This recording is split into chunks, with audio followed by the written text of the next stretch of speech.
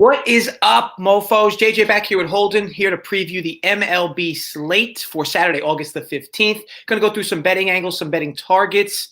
Holden, we both happen to hit our best bets from the last video. Do we pound the chest or do we just kind of take it in stride?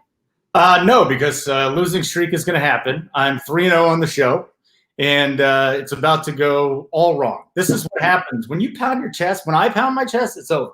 So that's it. I kind of humble bragged right there for 3-0, and we'll see what happens. We'll see if we can get to 4-0 today.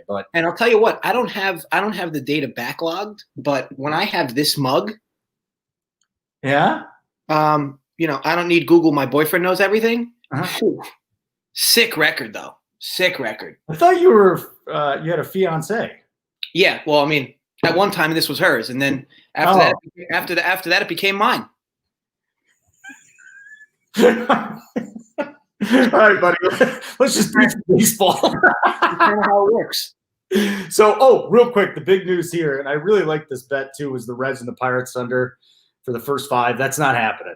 So we got some COVID action going on, which sucks. But at least the Cardinals are coming back today. But that was going to be a game that I'd watch. Now I don't have to watch the Pirates tonight, which is going to be nice. Lucky you. A little bummed about that. I like that. We got us a big slate. We're going to get to some. I like some late stuff. You got a really interesting pick. Let's start with the Cardinals and the White Sox. So the Cards are back. They got a doubleheader. They got Adam Wainwright against Lucas Giolito. Yeah, Giolito's got off to a little slow start, but for me, this comes down to how you think that the Cardinals are going to perform. JJ, tell me. What do you? So for me, this is a game you can't bet at all, in my opinion. So Lucas Giolito was a guy we targeted. He was on Sunday Night Baseball on Sunday, last Sunday night anyway. We played his K prop over. We had the White Sox plus run and a half first 5. I mean, plus half a run first 5. Giolito again, not off to the start that he had last year, but his advanced stuff does prove he's been better than what his surface shows. But man, how do you have any idea what you're going to get out of the Cardinals, right? I mean, you could argue maybe if you're into true numbers, like under would make sense, under team total for the Cardinals. But again, how do you know what you're going to get from them? Like you just don't, the long layoff, maybe the bats will start off cold, but maybe they won't. I mean, you haven't seen them. You don't know what you're going to get out of them. And Adam Wainwright, we know what he was last year, at least semi of a gas can. So it's just a tough game overall to handicap. I can't see how anybody could proclaim to have value on either side when you truly don't know what version of the Cardinals you're going to get with the long layoff. So we got Royals and Twins. Looking at the 1:35 Eastern game. So this is another doubleheader. We don't know what's going to happen tonight, but we got Minnesota minus 185. The total here is it went from 9.5 down to either 7.5 or 8. So what does that move tell you there, JJ? Well, it tells it. Well, for one thing, Jacob Judas was supposed to be in this start, right? But then they moved in Ian Kennedy last night, but the game gets postponed. Interesting to note on that game getting postponed, like Minnesota's Twitter basically said, going to be delayed. We expect the game to start in about 30 to 35 minutes. And then after lock for DFS and after 20 minutes after 8, they were basically game's postponed. We'll do it tomorrow. But why even do that? But also the total is lower here, a full run and a half lower. Because it is going to be a shorter game, flat at 7 innings. The typical rule for this, and I guess it's something we all have to get accustomed to, right, is that when games get postponed one day and the next day is a doubleheader, it's always going to be 7 innings. And I guess it's hard for us mentally to train ourselves right there, because we've been watching baseball for so many years, and it's just you see it and you're like, wait a minute, we just talked about this exact game yesterday, and the total was 9.5, and now it's 8. But yeah, ultimately that's what it is. They didn't really move it much from Kennedy to Junis. I think the line got a little bigger in favor of Minnesota, but not much.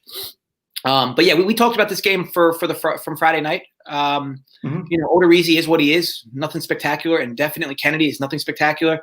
It is a thick line though in favor of Minnesota.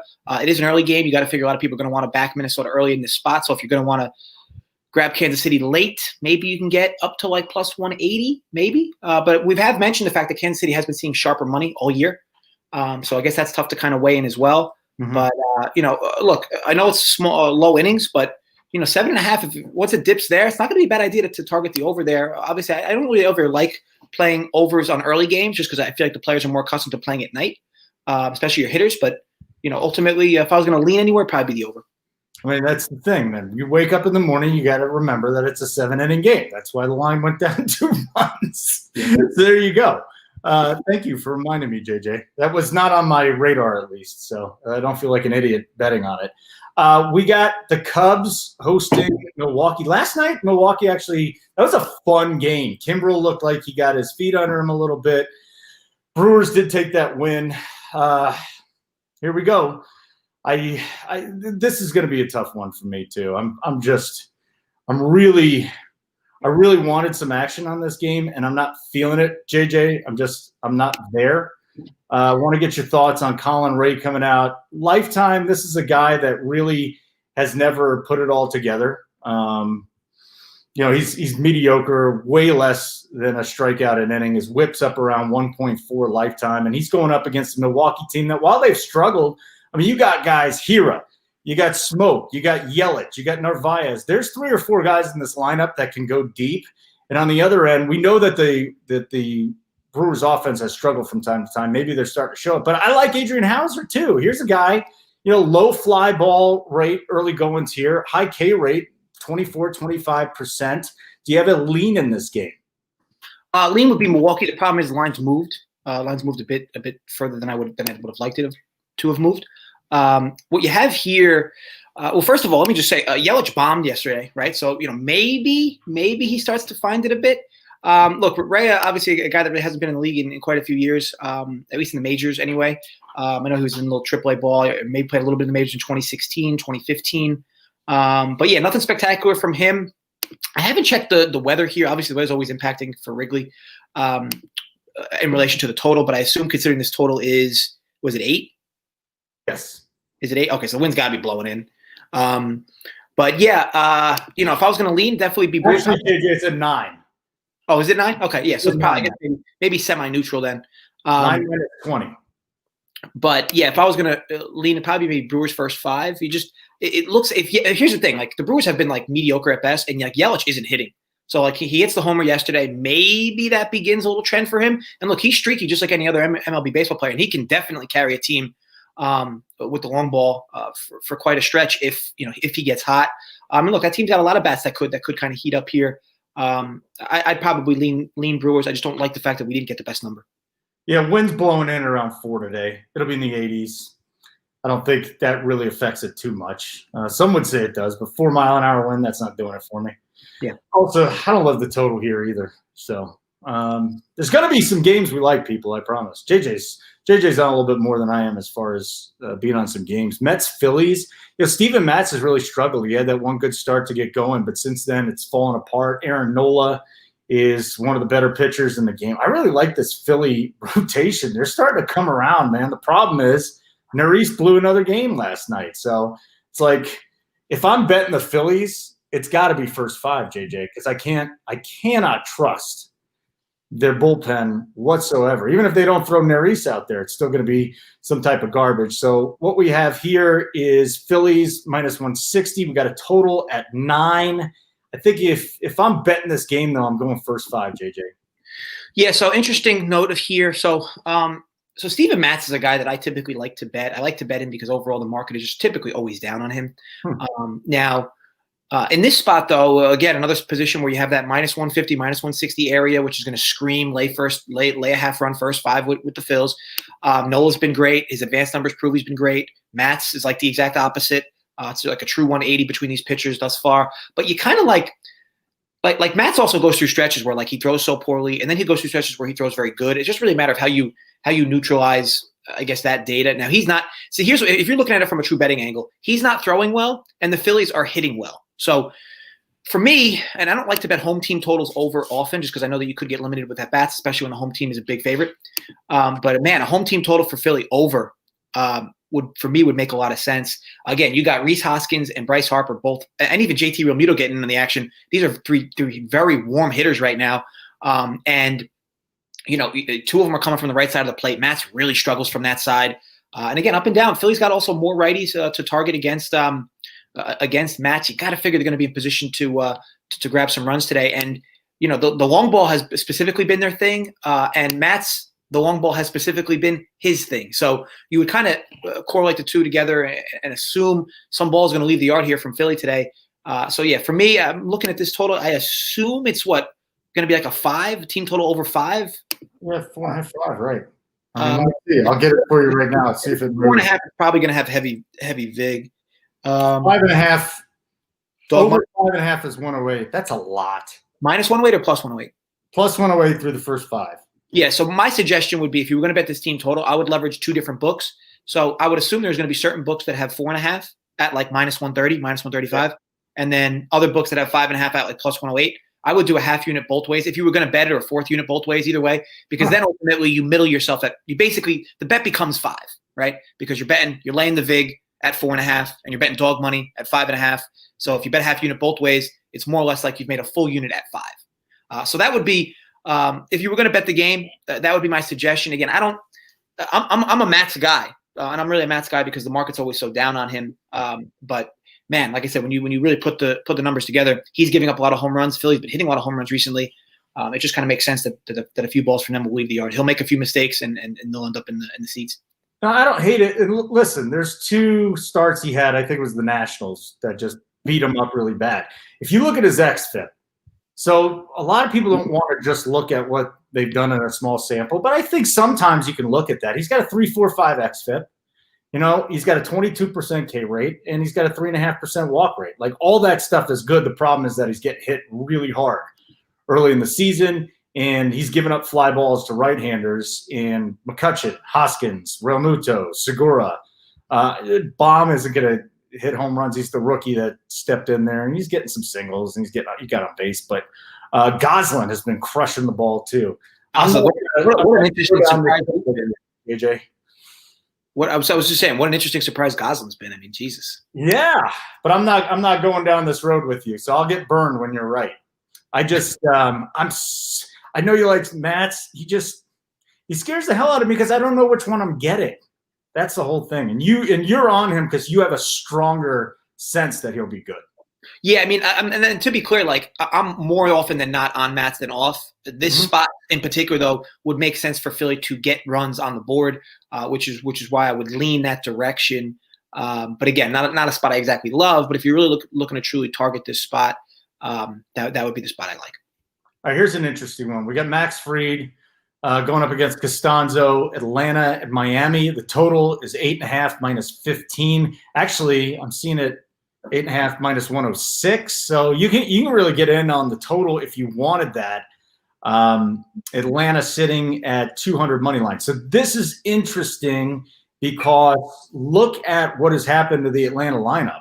I mean, Albies is gone, Acuna is gone. It's not the same thing. Now, their starting rotation is a complete disaster, but Max Fried's going out there today. He's got that 1.59 ERA going up against Daniel Costanza, the lefty, who's coming into his second straight start, and he went 4 1/3 innings, and it didn't go too well for him. So I understand why the line is here. I just wonder if you could make a case for the under because it's Fried and because Atlanta's offense is not the same. I'm not going there, but what's your take? So we talked about this yesterday in the Discord. Yesterday, most sportsbooks hung up a 3.5 number for the Marlins as a team total, and it looks like they're probably going to do it again with the way this line looks. 8.5. They're the home team. I would presume, and they're a huge underdog, I would presume that team total is going to be 3.5. Man, how do you not like that team total over? This team is just flat hitting the ball, and they have a bunch of right-handed bats. And now Max Fried's been great, but this team day in, day out has been slapping it with the sticks, and you're going to hang up another low number. And I get it's probably more ballpark than anything.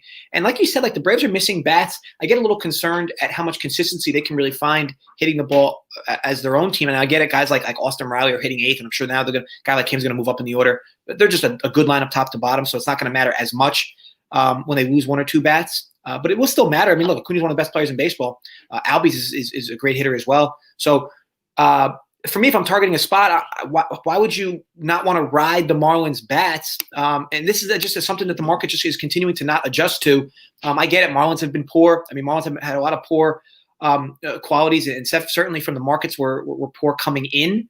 But they're hitting the ball right now. They definitely have a lot of right-handed bats to counter up against Fried, and they're getting hits So, I mean, you have to figure if you were to bet this game, if you were to bet their team total under 3.5, you're going to sweat that for 9 innings. I mean, that's for sure. So I got to figure Marlins going to be in position to score multiple times this game. 3.5 is a small number. Lean there. And again, I'm not really an overs guy. I know this is back-to-back overs for me on team totals, but this over would make a lot of sense betting-wise, especially if you can get it at a fair price, which I would assume you could. Is it about 3.5, Holden? Are you able to confirm? I found 4.5 plus 190. So it's going to be 3.5. I don't like 4.5. 3.5, I get it. And you're probably getting plus money with 3.5. Yeah, so 4.5 plus 190 tells me that you might even get dog money at 3.5. All right, let me keep looking for this because that's an interesting point you brought up. I mean, Fried really is pitching well, though, and he's a ground ball pitcher. So that's what kind of is keeping me away from that right now. I will tell you this, though. It's not like the Marlins are piling on home runs. Like they're getting base hits. And don't get me wrong, they have a few home runs for sure. Yeah. But this team has just been getting a lot of hits. Home team total runs. Okay, so on FanDuel. Yeah.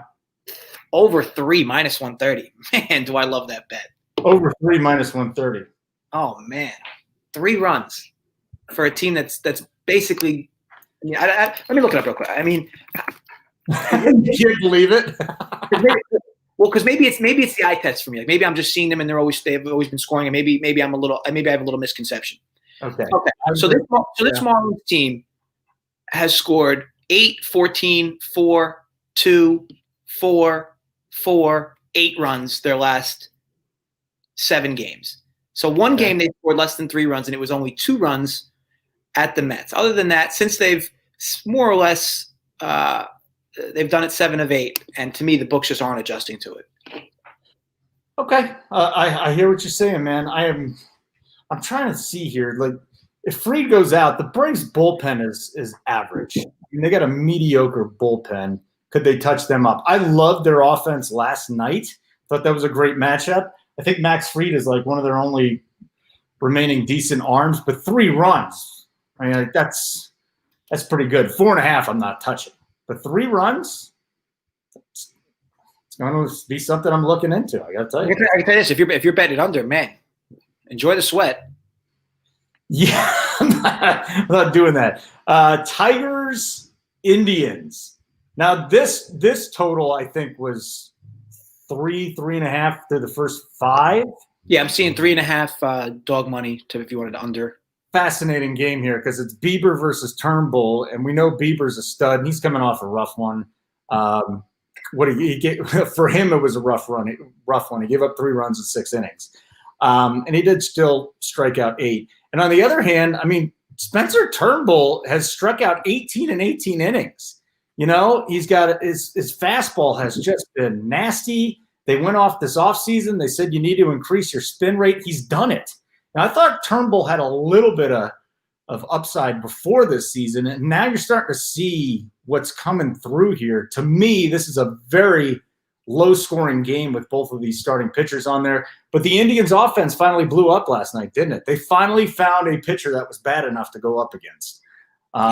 Yeah, a few balls left the yard, and it wasn't even their studs either. It was like Domingo Santana, it was Franmil Reyes. Wasn't even their studs that were really doing the heavy lifting. So yeah, so interesting take there. Like, do you think Cleveland now rides these sticks moving forward? Like they maybe finally jump over that hump. Now the issue is if you think they might jump over that hump, you're jumping on this first 5 under, which has been again really overall a cash cow recently. And we did talk yesterday. Like I did say that I liked it first 5 under, but Ivan Nova was the big concern, right? Like the dude just consistently figures out ways to give up runs over and over again, right? So was that the reason, or because obviously Turnbull's this is going to be like night and day for them. Turnbull's a much better pitcher, but man, 3.5, like you always got to be worried. Like for me, when I see a first 5, 3.5, like it needs to be like a DeGrom. It doesn't need to be like a DeGrom Scherzer, but it does need to be like a DeGrom Giolito or like at least 2 above average arms. Like I'm not completely sold on Turnbull being that above average arm. And because again, 3.5, like one team could get that. I mean, you see it all the time. One team could get 4 runs in 5 innings themselves. So again, we were talking about how more overs and overs and overs have been happening recently. But yeah, for me, I think tomorrow you'll probably go back to your typical line with these two of 8.5 or 9, which will bring you back to that 4.5 team, 4.5 first 5. But man, a 3.5 first 5 just seems like a bit of an overreaction. Don't get me wrong. It more than likely will probably hit, but you're going to sweat. Anytime you bet a 3.5 under, like, you're going to sweat. Anytime a runner's on second, you're going to sweat because ultimately every run matters. So not a spot I really like in any direction. I know that how big is Bieber favorite? So Bieber's 175. I think that he's going to be popular, right? Because it's Bieber and it's 180. But yeah, not a spot I love either way. I would assume a lot of people will probably jump on the lay a half run at like minus 140 with Bieber through first 5.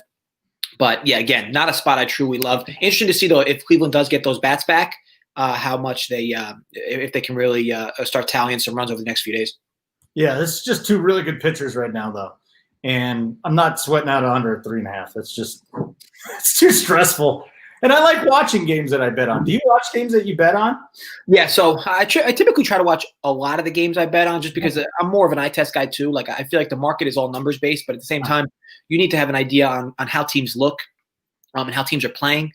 So I do think that it helps a lot. I'm not a big like sweater though. I mean, we've discussed this briefly before. Like I'm not a big guy that's sitting there drenched, biting my fingernails on every game. But I do try to watch most of the games I bet. So then we got the Rays and we got the Blue Jays, and Chase Anderson's going out there. He looked really good. 45 pitches, gave up a run, and he lasted 3 innings there. Maybe he can get out to 5 innings today against these Rays. Ryan Yarborough's out there. He got into the 5th, so that was good, and he also beat the Blue Jays with 5 1/3 shutout innings. Now, this goes back to another question, JJ. What do you think about the Blue Jays offense? Because now Bichette's hitting, and all of a sudden they put up some runs last night, and that looks sexy. And here's the line: Tampa Bay in Buffalo, so they're basically on the road, minus 132, and the total in this one is between 10.5 and 11. That is probably where I would look if I was interested in this game. Your take, JJ? Yeah, so definite. I mean, at this point, you got Tampa hitting, you got Toronto finding some life. How do you not at least peek at the over here? And don't get me wrong, you could argue maybe the books have kind of over-adjusted here, right? 10.5 is a big number, and I'm even starting to see some 11 pop up.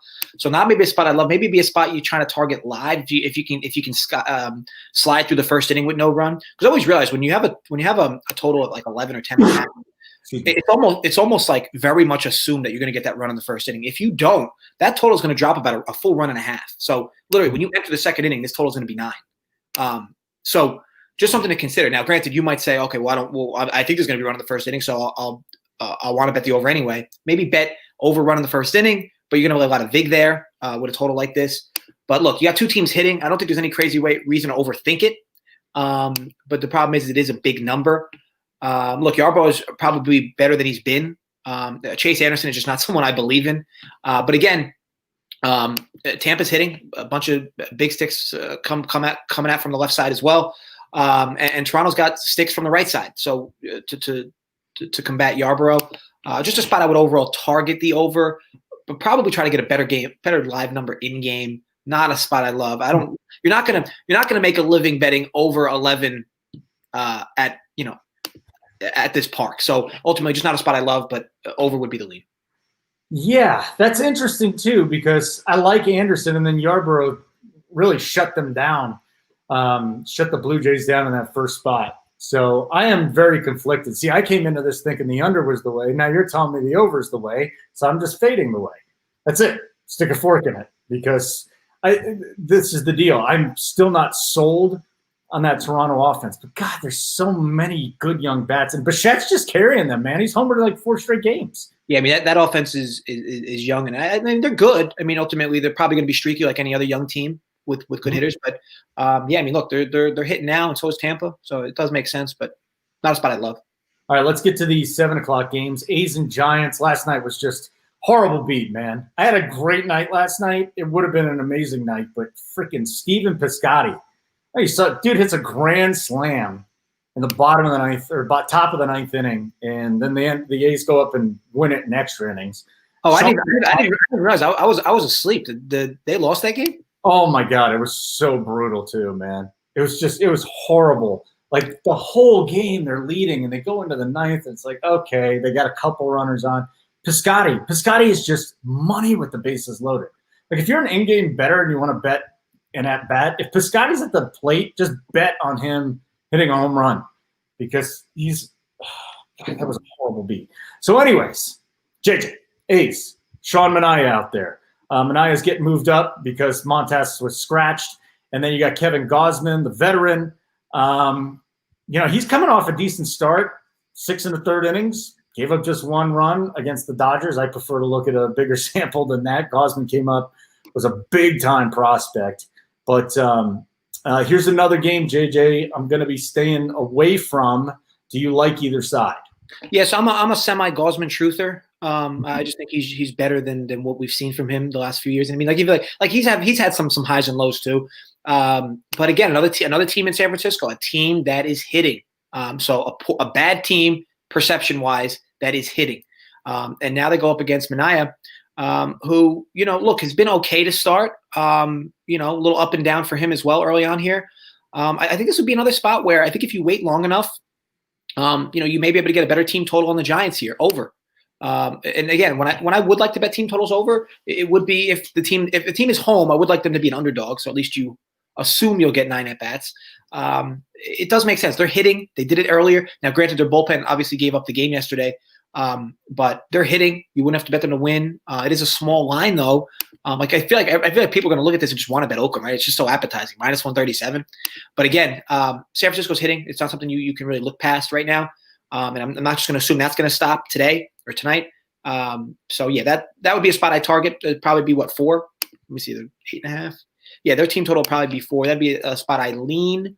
And Oakland's just a tough team to figure out overall, right? Because they obviously showed some life yesterday late, but they were kind of so quiet against a very average Johnny Cueto. So again, target for me would be Giants over. Yankees, Red Sox. I'm going to let you take this one with Eovaldi and Paxton tonight. Totals 8.5, -15, right around -105 and -115. And then what do you got? Am I reading the wrong one again because my eyes are horrible? Yes, I am.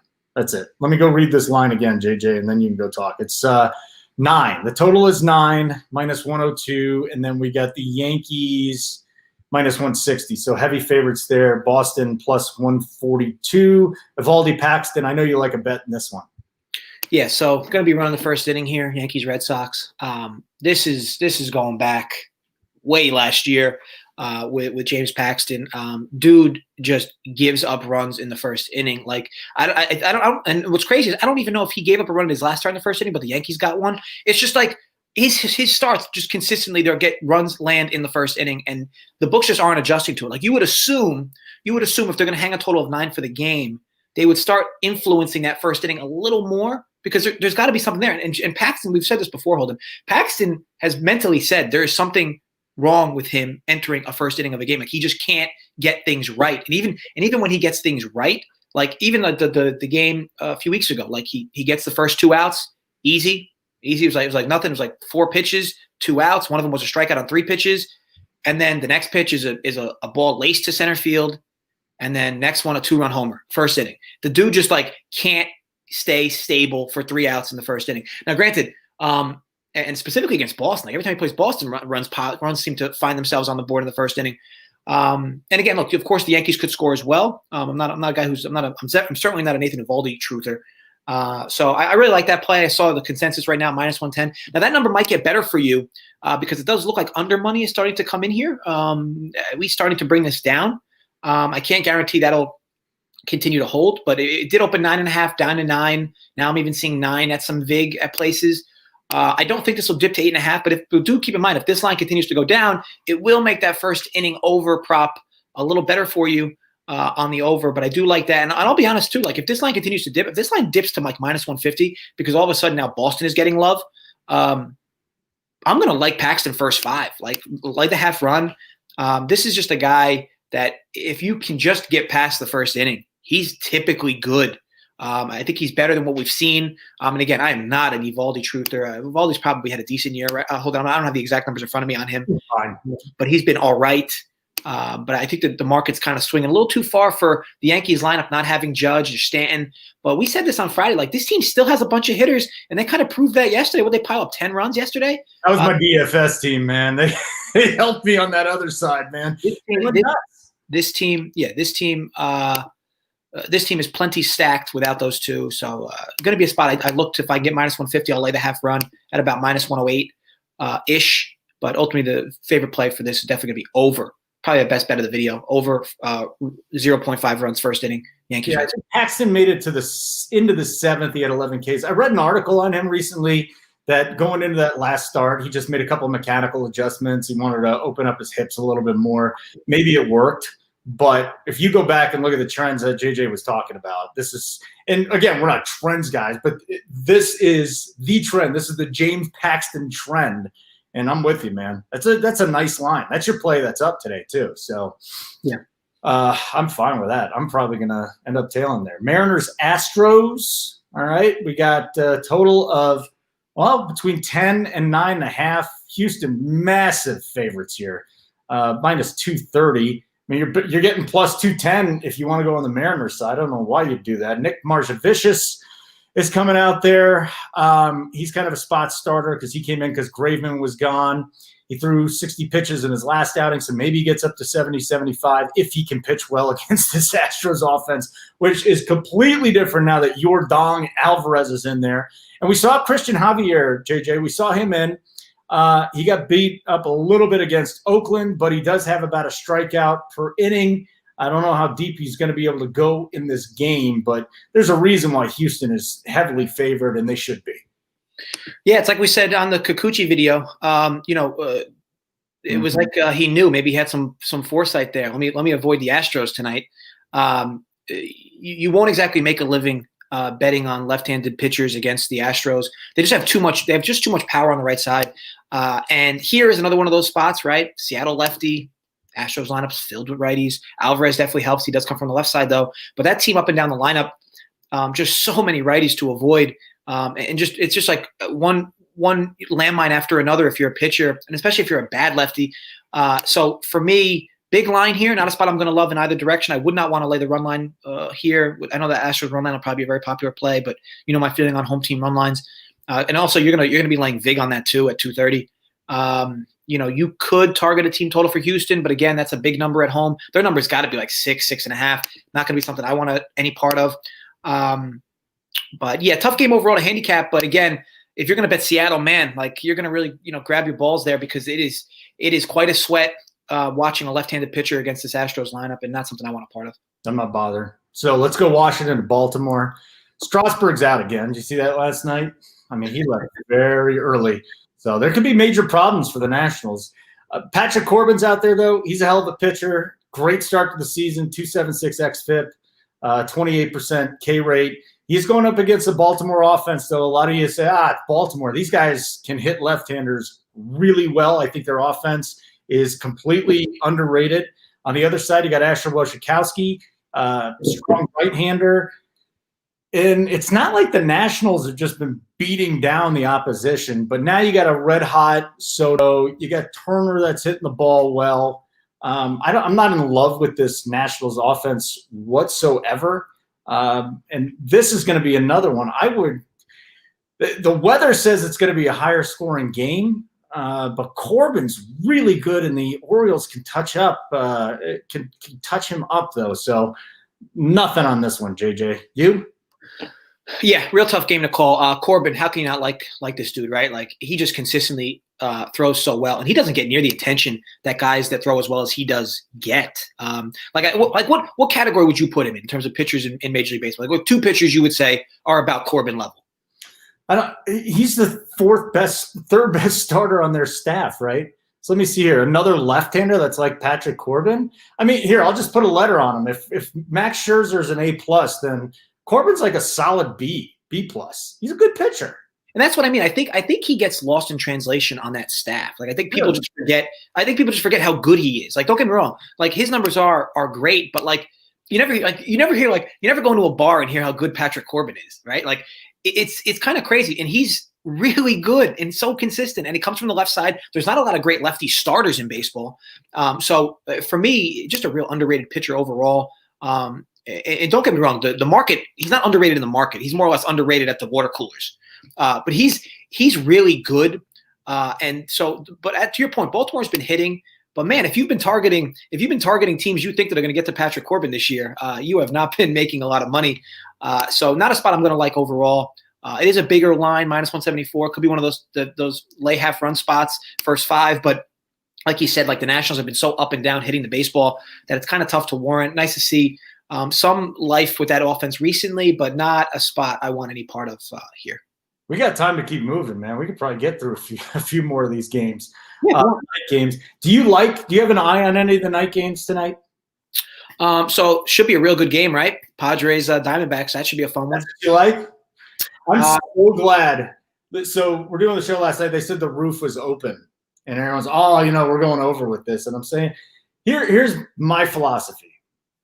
If I have 2 really good pitchers, and especially 2 guys nobody's been paying a lot of attention, like Merrill Kelly and Dinelson Lamet, they're playing out on the West Coast. They don't have a big track record. If I have 2 really good pitchers, I don't give a damn if the roof is open or not.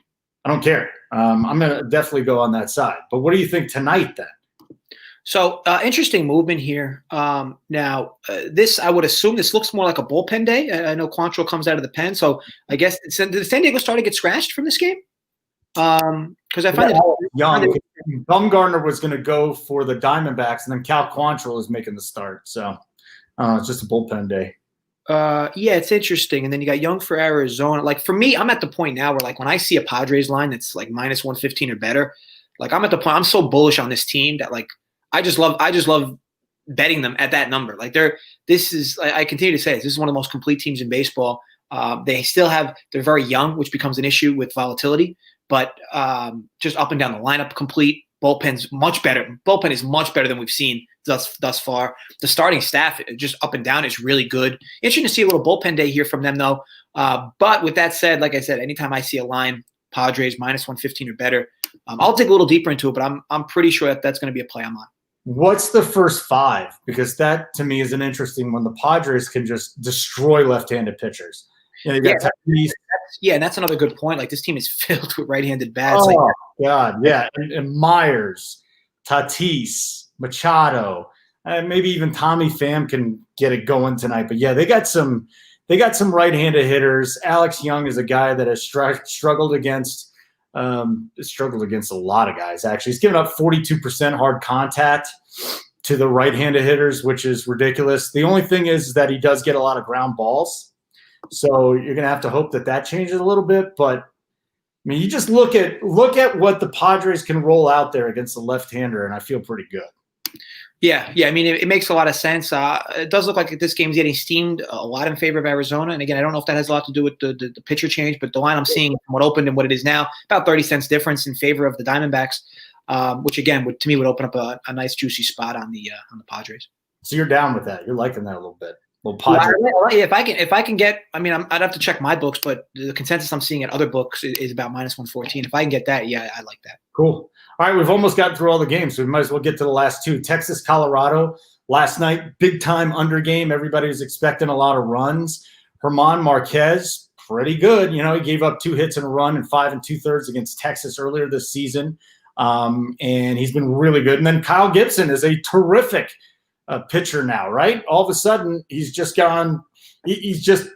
changed his life around because of what? Spin rate. Here we go again with the spin rate. Now, he's gotten off to a little bit of a slow start this season, but nothing I'm too worried about. The strikeouts, he's got a strikeout an inning, so basically he's right where he was. He's not a guy that's going to walk that much. He does get in a little bit of trouble, about a runner and a half an inning over the last 2 years, but this might be a spot to target the under, buddy, because everybody's on Coors and everybody wants to throw that line up, and maybe you have to wait a little bit later. It went down from 12.5 to 11.5, though. Yeah. So, and it's interesting, right? So we're happy to talk about when we're right? But we always got to talk about when we're wrong. So Yesterday I did say that I thought this series makes sense for Texas to finally score some runs. Now, I know that they're not a team that hits well. I know that they're not a team that has a lot of bats that can hit well. But, they do still have some guys, or at least consistently haven't been hitting well, but they do still have some guys that should be able to find some pluses in the hitting category. But yesterday, really shut down by a bad pitcher. And then Lance Lynn, what a freak. Goes to Coors and goes 9 innings, complete game. Just what a monster. So yeah, obviously that game flies under. Now I didn't say I liked the game over. I did like the Texas team total to be able to find some runs. Now here's an interesting spot too, because again, line opens 12.5. Everybody sees what happened yesterday. Texas not hitting, and now you get 2 decent pitchers like Marquez. I was a big Marquez guy last year. Just a guy that surface numbers were awful. Advanced stuff was great. And again, another similar kind of year here. Dude gets a lot of ground balls. And I guess you would think his game kind of his pitching kind of fits well into Coors, but he's another guy that does kind of find ways to get lit up. This is not. Here's the thing, like 11.5 is a fairly low number for Coors, fairly low. I wouldn't say it's like super low. It's probably maybe more of like a median, if you will. Probably 10 would be a low number, but it's going to be warm tonight, right? And Gibson on the road always has his ups and downs, right? Sometimes you watch him, you're like, man, he's so good, and sometimes you're like, why did I ever think Kyle Gibson was so good? And Marquez is another dude that has ups and downs. Now, the fact that Texas isn't hitting, interesting to see if it kind of rolls into the whole weekend, right? Like if they go all weekend where they only score 3-4 runs in like the perfect ballpark to score runs. This is not a spot I'm going to love. 11.5 just seems like the market's kind of pushed this too far. Probably value if you bet under 12.5 last night, but not a spot I want any part of. And then to lay 160 with Colorado just seems like a lot, right? I mean, it's not a spot I really want any part of either. So tough game to handicap on many fronts, and just a game I'm going to overall be off. All right, so I'll just get to my pick today. Took me a while to find it too. I had to go all the way to the last game of the night if you want to wait. So Walker Buehler going up against the Angels. Andrew Haney, it's in Anaheim. It really doesn't matter, does it? So Buehler's gotten off to a little bit of a slow start this year, but I'm not worried about it. They're starting to ramp up his pitch count. He's going up against Andrew Haney, who had a rough start against the Rangers. But then, listen, Buehler, I think, is matchup proof when he's on, and I think he's getting closer to that. Haney, on the other hand, if you look at what the Dodgers have done against left-handed pitching this year, and it's not a big sample, but they have not been good against them. Like, this has been a little kryptonite. 677 OPS. They're 23rd in baseball. They're only hitting 207 against left-handers, so I'm not loving that either. I absolutely am in love with Walker Buehler. I'm going to hop on the Haney train tonight. I'm not going to worry about either team's bullpen. I'm going to go first 5 under. I got to remember exactly what the number was that I got it at, but that's my I'd assume, and since this looks like it's going to pump itself to 9.5, that's 115. I'd assume, yeah. What do you wait? 5? 4.5, yeah. Nice. Yeah. So I think that to me is going to be my one big play tonight. Your Yankees play is spectacular. I love it. You dug, you found a lot. And I just think that people go into games thinking the Dodgers are going to score 10 runs every time because of their great lineup. And I think they're going to have a little issue here against the left-hander early on. So I am definitely an Andrew Heaney truther, a guy I bet a lot last year. So this is a guy that advanced numbers wise, he is very, very good, like very good, and not like Patrick Corbin water cooler good, but very, very good. Yeah, very, very good, and a lot better than I think people think. He plays out west, right? And he has also had some injuries too.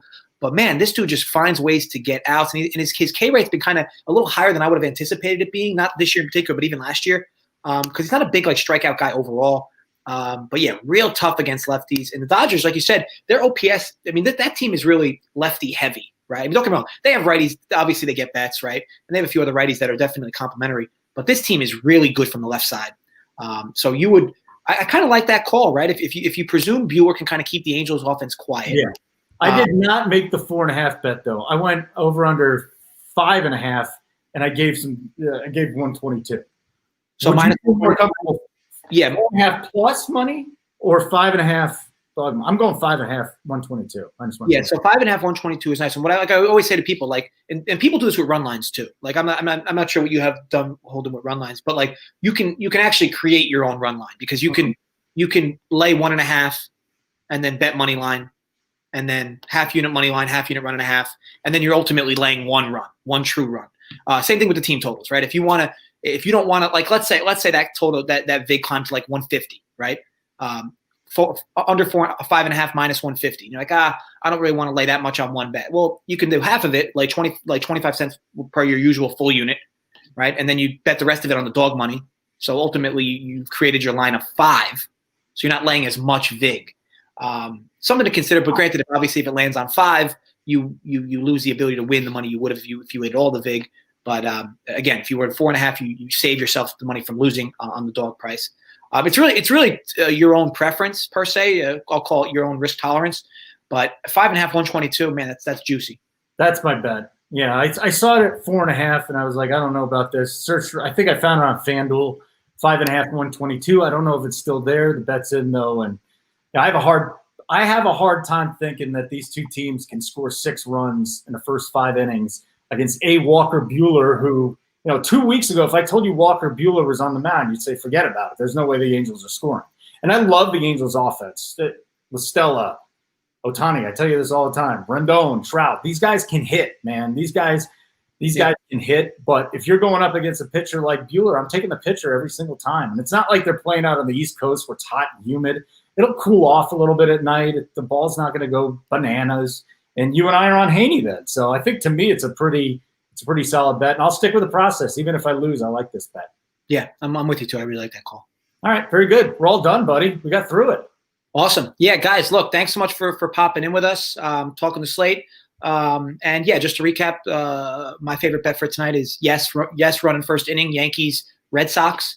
Got that minus 112, FanDuel, New Jersey. And then Holden's call under 5.5, minus 122, Dodgers, Angels. You got that at minus first 5 under 5.5. Got that minus 122. I believe that was also at FanDuel in New Jersey, or you might be FanDuel, Colorado. But either way, tomato. But no, thank you. Thanks everybody for. Do they run different lines at different books then? Like if you're FanDuel in Jersey, how much different is it than Colorado? I wouldn't be surprised if they bake some stuff into the Colorado teams, but are they going to be? I can't speak to it exactly, but I would assume that they're all not in sync. Huh. Even though it's FanDuel. Yeah, I would assume that they're not all in sync because I guess it all depends, right? Like if somebody in Colorado hits a line for $10,000, do they move Jersey? I have no idea. I don't know what they do. Yeah, it's a good question actually, but I truly don't know. I would just assume they're not all in 100% sync. Can you get Charlie Blackmon 4-1? They just threw that out there just for Colorado. They're like, and I got to tell you what, if Charlie Blackmon hit 400 is now plus 400. Really? Would you take it? Charlie Blackmon to hit 400? Yeah. For the season? Yeah. I think he said like 460 something. Jesus. Yeah, no, I didn't even know that. He's going crazy, man. I didn't even know that. But no, I'll take the under. I'll take the under on that one? Hold on. Let me tell you what he's hitting. Real quick before we get out of here, guys, and then you guys can go have a wonderful day and win a whole bunch of money. He is hitting 447. Under. Yeah, because he was just at 480 something. Might be. Yeah, just listen to JJ on this one. All right, I'm tailing you on the Yankees Red Sox one. I got my Dodgers Angels bet under. Make sure you check out the Discord. I cannot tell you this enough. Again, I told everybody to do it last night. I went into the Discord. There was a play on the Run Pure Sports side, but 3 nights ago, it was the Discord on the Run Pure Bet side, which really helped me out in the late night. So just do it. It's easy. I'd never used Discord before. I did it. I love it. It's wonderful. You just have to have everything going if you can get in, and that's going to be a tough one. Yeah, Mangone runs the place like Joseph Stalin. But but yeah, ultimately, yeah, a lot of fun. We sweat a lot of action all throughout the day and night. So yeah, definitely join us in there. But other than that, guys, look, enjoy your day. Thanks for joining us for this live video. And look, hope we all win some money. All right, guys, stay safe.